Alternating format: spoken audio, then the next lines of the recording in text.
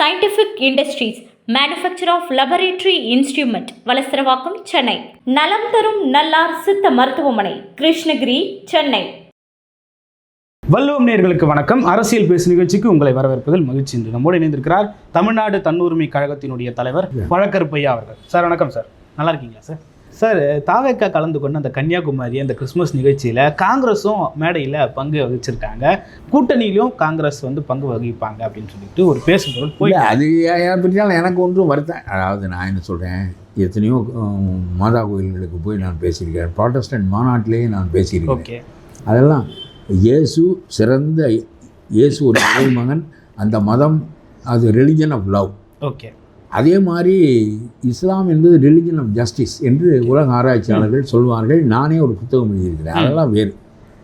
முருகனுக்கு தீபம் ஏற்றுவதில் உன்னுடைய தர்காவுக்கு ஏற்பட்ட ஆபத்து என்ன? ஓகே, நீ ஊரடங்கு உத்தரவு போடாத போதெல்லாம் அந்த தர்கா காப்பாற்றப்பட்டதா இல்லையா? இப்பொழுதும் காப்பாற்றப்பட்டு கொண்டிருக்கிறதா இல்லையா? இப்பொழுது நீதான் வேற்றுமையை வளர்த்து விட்டாய். சந்தனக்கூடு நடத்துவதற்கு உரிமை கொடுக்கிறாய், திருப்பரங்குன்றம் தீபத்திற்கு உரிமை கொடுக்கவில்லை என்று சொல்லி நீதான் மக்களை கிளப்பி விட்டுருக்கிறாய்.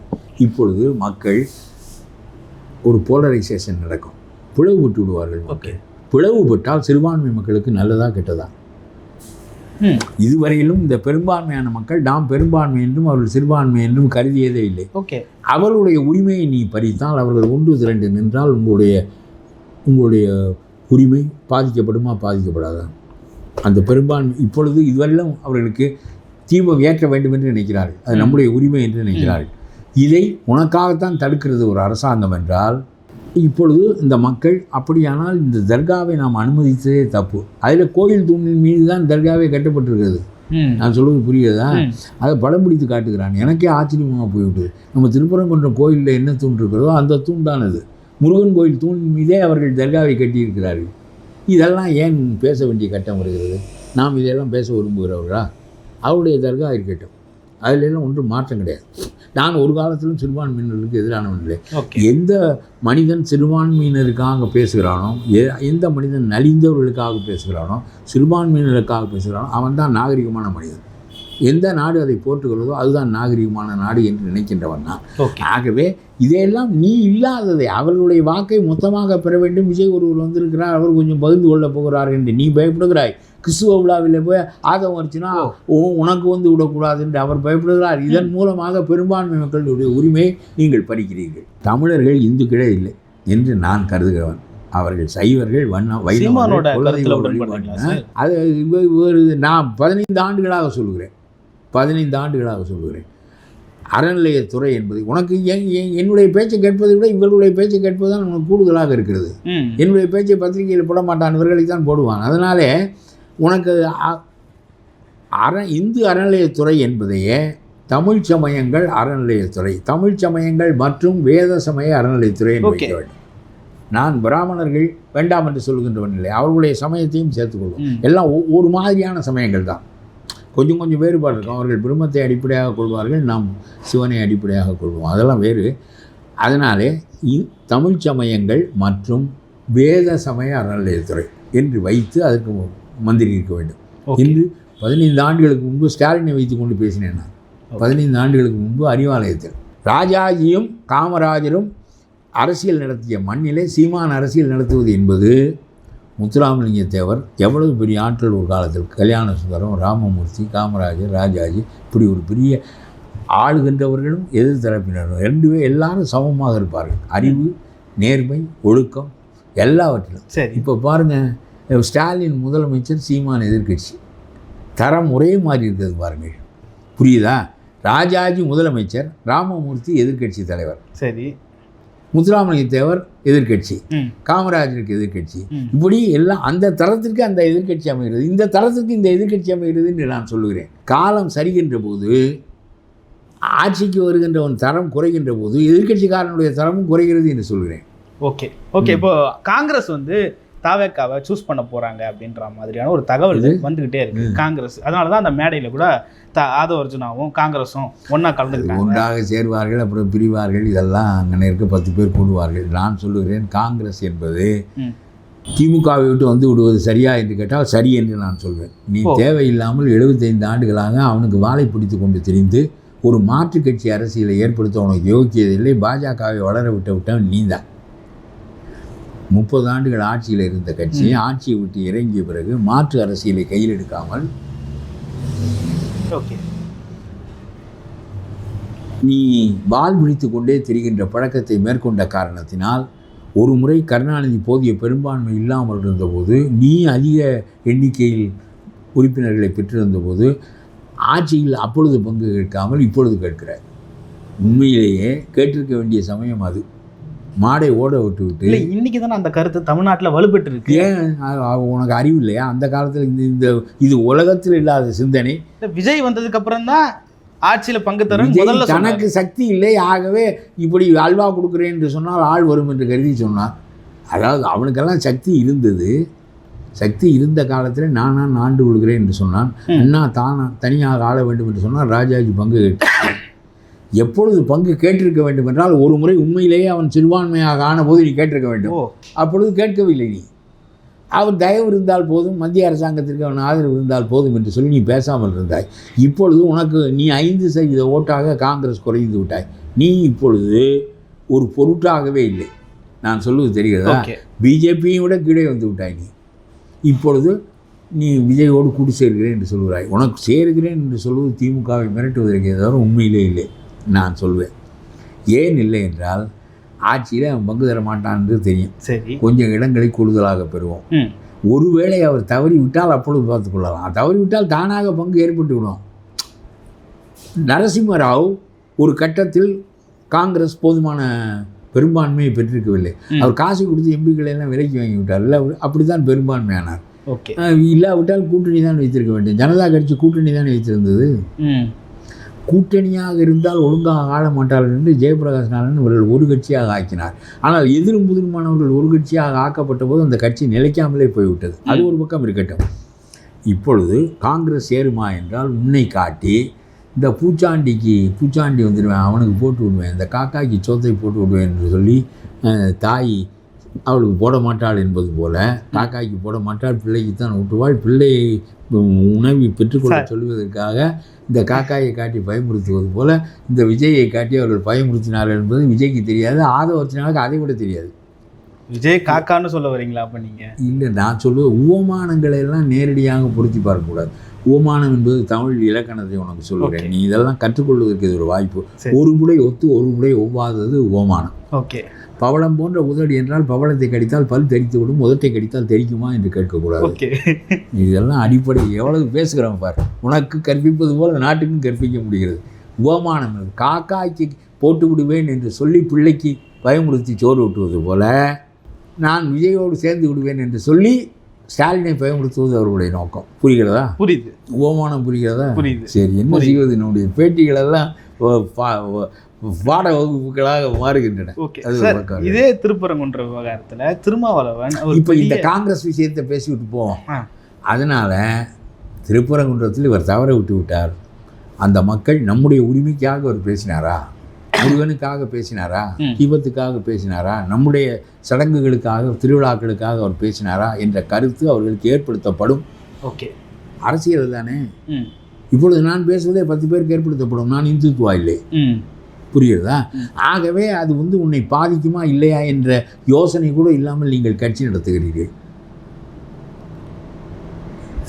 அது எவ்வளவு பெரிய பாதிப்பு. சும்மா அந்த கூட்டம் கூடுவது என்பது 100 நாள் விழாவில் கூடுவது போல, சினிமாவினுடைய 100 நாள் விழாவில் கூடுவது போல இது ஒன்றே உங்களுக்கு பெரிதாக தெரிகிறதே தவிர, அதாவது சாக்ரட்டிஸ் பேச்சை கேட்பதற்காக கூட ஒருவன் தந்தி கம்பத்தில் தொங்கியதில்லை. 2000 ஆண்டு உலகத்தை பாதித்த கருத்து. சரி, அரிஸ்டாட்டினுடைய அரசியலை கேட்பதற்காக கூட மரத்திலிருந்து ஒருவன் தொங்கியதில்லை. விஜயை கேட்பதற்காக தொங்குகிறான் என்றால் நாட்டினுடைய ஆட்சியை மாற்றுவதற்காக.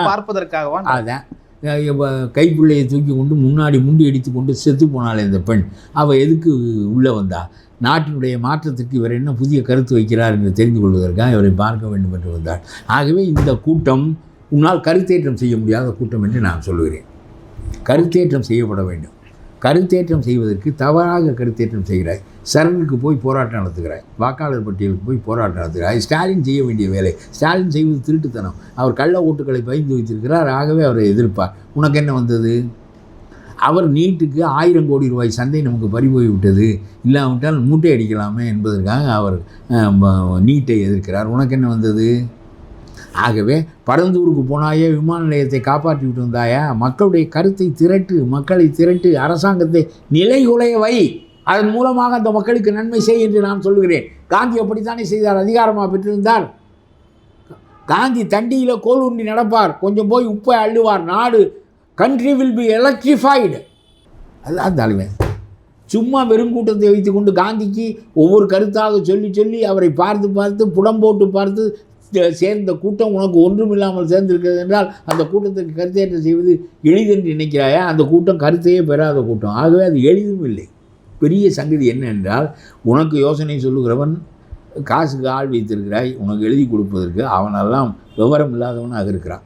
உனக்கு வசனம் எழுதி கொடுப்பது போல் எழுதி கொடுக்குறான். உனக்கு அரசியல் யோசனை சொல்வதற்கு ஒருத்தனை வைத்திருக்கிறாய், அவனை ஒரு அறிவும் இல்லாதவன், பாமகவை கவிழ்த்து விட்டு வந்தவன்.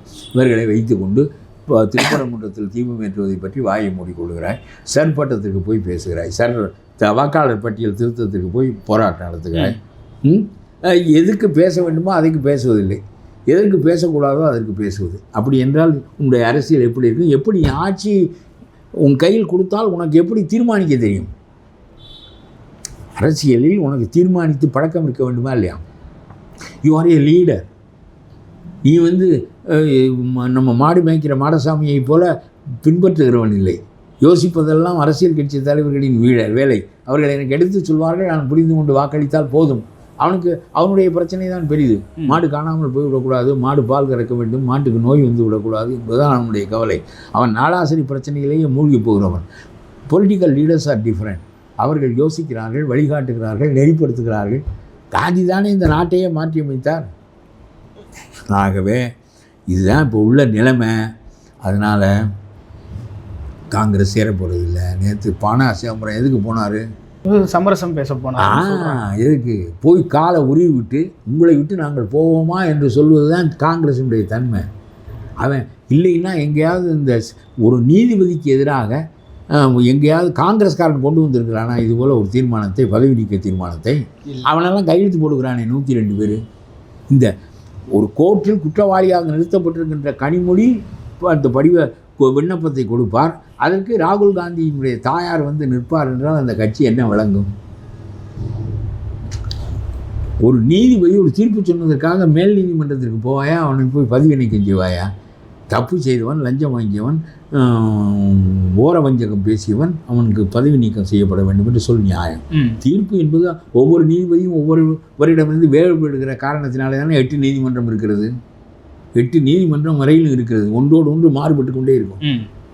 அதான நீதியினுடைய தன்மை. நீ எழுதி வைத்திருக்க தர்மத்தின்படி தீர்ப்பு சொல்ல வேண்டுமென்றால் மாறாது, சட்டத்தின்படி தீர்ப்பு சொல்ல வேண்டுமென்றால் மாறும். சட்டம் முட்டாள்கள் ஆக்கிய சட்டம் தானே, மனிதன் ஆக்கிய சட்டம் தானே. மனிதன் என்பவன் லிமிட்டட் நாலேஜ் என்பதற்காக நான் சொல்கிறேன். ஓகே, அவனாய் தர்மம் என்பது அப்படி இல்லை. இந்த உலகத்தில் நிலை பெற்று இருப்பது தர்மத்தின்படி தீர்ப்பு சொல்வது என்றால் தர்மனும் அதைத்தான் சொல்லுவான், நம்முடைய நீதிபதியும் அதைத்தான் சொல்வார். தர்மத்தின்படி எல்லாம் சொல்வதில்லை. ராஜாஜியினுடைய காலத்தில் குடிப்பவன் 6 மாத தண்டனைக்குரியவன். நம்முடைய ஸ்டாலின் காலத்தில் குடிப்பவன் அரசாங்கத்தை ஆதரிப்பவன், அரசாங்கத்துக்கு வருமானம் கொடுக்கிறவன். ஆகவே ஒரு காலத்து சட்டம் என்ன, இன்னொரு காலத்து சட்டம் என்ன? சட்டம் என்பது நீதியா என்று கேட்கிறேன். நான் சொல்லுவது புரிகிறது. ஒரு காலத்தில் குடிப்பவன் 6 மாதம் சிறைக்கு போக வேண்டும், இன்னொரு காலத்தில் குடிப்பவன் அரசாங்கத்தை புறப்பவன் ஆகிறான். He is the supporter of the government. அதனாலே இதெல்லாம் இப்படி பேசிக்கொண்டே போகலாம். எதையும் நம்ம அறிவு கொண்டு யோசித்து பார்த்தோமே ஆனால் காங்கிரஸ் இங்கே வரமாட்டான். நேற்று போய் ஐயா முதுகிலெல்லாம் எண்ணெய் தேய்த்து விட்டு இனிமேல் காங்கிரஸ் இதெல்லாம் செய்யாது, நாங்கள் இவ்வளவு தான் இருக்க வேண்டும் என்று பானா சிதம்பரம் தூது போய்விட்டார். என்ன கொஞ்சம் மிரட்டி பார்த்தார்கள். இந்த மிரட்டலுக்கு ஸ்டாலின் முதலே ஆட்பட்டிருந்தால் அவ்வளோதான், மிரட்டி 70 இடம் வாங்கியிருப்பார்கள். ஆனால் நிற்பதற்கே உனக்கு நிற்பதற்கு தான் ஆள் இருக்கிறானே தவிர ஓட்டு போடுவதற்கு ஆள் இல்லையே. உனக்கு உன்னுடைய கட்சியை பின்பற்றுவதற்கு ஆள் இல்லையே. There are no workers for you, for the Congress party. கட்சியை வளர்க்கவே இல்லையே. 75 ஆண்டுகளாக வளர்க்கவில்லை, 50 ஆண்டுகளாக வளர்க்கவில்லை, வளர்க்கவே இல்லையே. ஒரு கருத்தும் சொல்வதில்லை. எந்த கட்சி வளர்ப்பதுக்கு யார் முயன்றீர்கள்? 10 பேர் இருக்கிறீர்கள். பானா சிதம்பரம் மகன் திருநாவுக்கரசு, தங்கபாலு, இப்படி ஒரு 10 பேர் இருக்கிறீர்கள். இந்த செல்வ பெருந்தகை 10 பேர், நீங்கள் 10 பேர் தான் காங்கிரஸ். உங்கள் 10 பேருக்கு எம்பி பதவி வேண்டும், ஒரு 20 பேர் காங்கிரஸ் எம்எல்ஏ பதவி வேண்டும். இதற்கு 35-40% காமராஜ் வைத்திருந்த வாக்குகளை எல்லாம் சரித்து 5% ஆக்கி விட்டீர்கள். ஓகே, நீ என்ன கட்சி? பிஜேபி முயலுகிறார். அண்ணாமலை சென்ற பாராளுமன்ற தேர்தலில் ஸ்டாலின் வெற்றி பெற்றதுக்கு காரணம் அண்ணாமலை தான். ஏனென்றால் இப்போ எடப்பாடியிடமிருந்து பாமகவை பிரித்து பிறரை பிரித்து தனியாக நின்று இந்த பிடிஎம் வேலையை அவர் செய்தார். பாராளுமன்ற தேர்தலில் இல்லாவிட்டால் அதிமுக ஒரு 10 எம்பி வந்திருப்பான், ஒரு 3 எம்பி பாமக வந்திருப்பான். இந்த அன்புமணியை கைக்குள் போட்டுக்கொண்டு இந்த வேலையெல்லாம் செய்தது அண்ணாமலை. சரியா? அந்த வேலையை இப்பொழுது நம்முடைய விஜய் செய்ய போகிறார். He is the B team for the DMK. வேறு என்ன? திமுகவுக்கு பி டீம். அப்புறம் பி டீம் திமுக வெல்லுவதற்கு தானே இவர் துணை புரிய போகிறார். அதனால திமுகவுக்கு தானே இவர் பி டீம். நான் சொல்லுவது புரியவில்லையா? போன தடவை பிஜேபிக்காரரான அண்ணாமலை பாராளுமன்ற தேர்தலில் ஸ்டாலின் வெற்றி பெறுவதற்கு உதவி செய்தார். ஓகே, அவருடைய விருப்பம் ஸ்டாலினை தோற்கடிப்பது, அவருடைய செயல் ஸ்டாலினை ஆதரிப்பது. நான் சொல்வது புரிகிறதா? அவருடைய விருப்பம் ஸ்டாலினை தோற்கடிப்பது, அவருடைய செயல் ஸ்டாலினை ஆதரிப்பது. ஓகே, இப்பொழுது விஜயினுடைய விருப்பம் ஸ்டாலினை தோற்கடிப்பது, விஜயினுடைய செயல் ஸ்டாலினை ஆதரிப்பது. சார், ஆனால் தீய சக்தின்னு சொல்லிட்டு 3 தடவை சொல்லி ஐயோ, நான் சொன்னது புரியலை. விஜய் விருப்பம் திமுகவை தோற்கடிப்பது, அதனால் தீய சக்தி என்று சொல்கிறார். விஜயினுடைய செயல் திமுகவை ஆட்சியை கொண்டு வருவது. இந்த 10-12% வாக்குகளை எதிர்க்கட்சிகளுடைய பலத்தை குறைப்பதன் மூலம் ஸ்டாலின் தான் ஆட்சிக்கு வரப்போகிறார். You will be the B team for Stalin. Okay, இந்த தப்பை செய்யாதே என்று சொல்கிறேன். காங்கிரஸ்காரன் உன்னை ஏமாற்றி விட்டு போய்விட்டான். நேற்றே போய்விட்டான். என்றைக்கு சிதம்பரம் துண்டு போட போனார் அவங்க, இதற்கெல்லாம் எல்லாம் முடிந்த பிறகு சிதம்பரம் போவார். அதெல்லாம் நீங்கள் ஒன்றும் தப்பாக நினைத்து கொள்ளாதீர்கள். முதுகில் அந்த இடத்துல எண்ணெய் சரியாக படவில்லையே. நாட்டிலே நிதியமைச்சர்களாக இருந்தவர்கள், அவர் 100 நாள் சிறைக்கு போனார். அவருடைய மகன் மீது 108 வழக்கு இருக்கிறது. இவர்கள் தான் திமுக மாதிரியே காங்கிரஸும் ஆகிவிட்டது. ஓகே, இல்லாவிட்டால் காங்கிரஸ் ஒரு சிறந்த கட்சி. Okay, they should be the alternative party to DMK or any other party. அது ஒரு பெரிய தலைவர்களால் வளர்க்கப்பட்ட கட்சி. அந்த கட்சி இப்படி ஆகிவிட்டது, என்ன செய்வது? ஓகே சார், அந்த திருப்பரங்குன்ற விவகாரத்தில் திருமாவளவன் அந்த திருப்பரங்குன்றத்திலே போய் போராட்டம் பண்ணி வேலையெல்லாம் அவர் வாயை எடுக்காமல் ஒத்துவுகிறவர். சிபிஐ சிபிஎம் இவர்களெல்லாம் துணை நாயனம், நம்முடைய ஸ்டாலின் தலைமை நாயனம். அவர் விட்டு எடுத்து வாயை எடுத்து ஊதுவார். இவர்கள் எடுக்காமல் ஊதுவார்கள். ஒத்து ஊதுகிற நாயனத்தை வைத்துக்கொண்டு எடுக்காமல் ஊதுவார்கள்.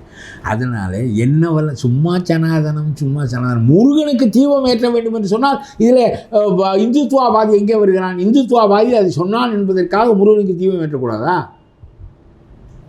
ஒரு முஸ்லீம் அங்கே போய் மனு போட்டிருக்க வேண்டும். காலகாலமாக தர்கா அங்கே இருக்கிறது, அதுக்கு எந்த ஆபத்தும் இதுவரை ஏற்பட்டதில்லை, தமிழ் மக்களால் ஏற்படாது, ஆகவே தீபம் ஏற்றுவதை பற்றி எங்களுக்கு மறுப்பில்லை என்று ஒரு முஸ்லீம் மட்டும் மனு போட்டிருந்தால் இந்த உயர்நீதிமன்றத்தில் தமிழ்நாடு சிலிர்த்திருக்கும், அந்த ஒற்றுமை இறுகி இருக்கும். ஸ்டாலின் இப்பொழுது பிளந்து வைத்திருக்கிறார். அந்த பிளவுக்கு நீ ஆட்பட்டிருக்கிறாய் என்று நான் சொல்லுகிறேன் முஸ்லீம்களை.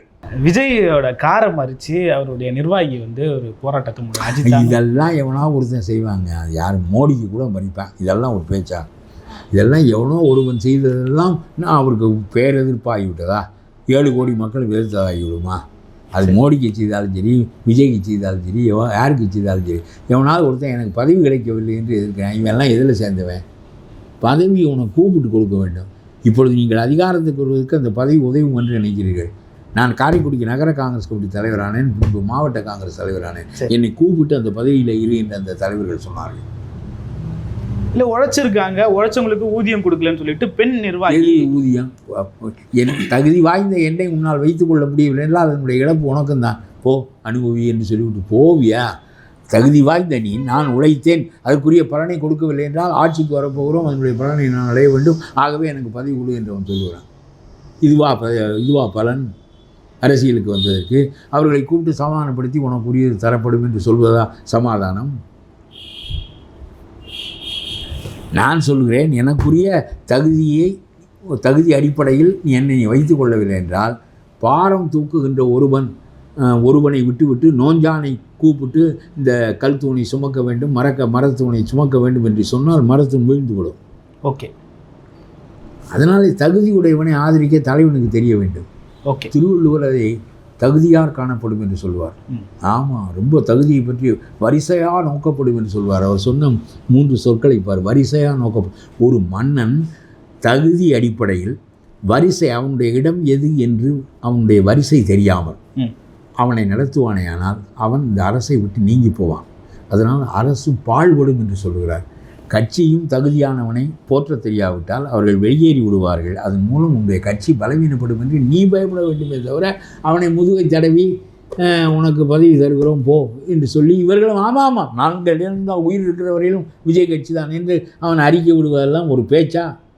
நான் சொல்கிறேன், வரிசையாக நோக்கப்படும் என்பது மன்னனுக்கு சொல்லப்பட்ட நீதி, தலைவனுக்கு சொல்லப்பட்ட நீதி. நீதான் தகுதி உடையவனை அறிந்து அவனை பக்கத்தில் வைத்து கொள்ள வேண்டுமே தவிர அங்கே இருக்கிறவன் நான் தான் தகுதியுடையவன், என்னை வைத்துக் கொள்ளவில்லை, ஆகவே நான் வெளியே போகிறேன், கலகம் செய்கிறேன், காரை மறிக்கிறேன் என்று சொன்னால் நீ தகுதியுடையவனா இல்லையா என்பது யாருக்கு தெரியும்? பல்வேறு கருத்துக்களை பகிர்ந்து கொண்டீங்க. மற்றும் ஒரு கால் சந்திப்போம். நன்றி.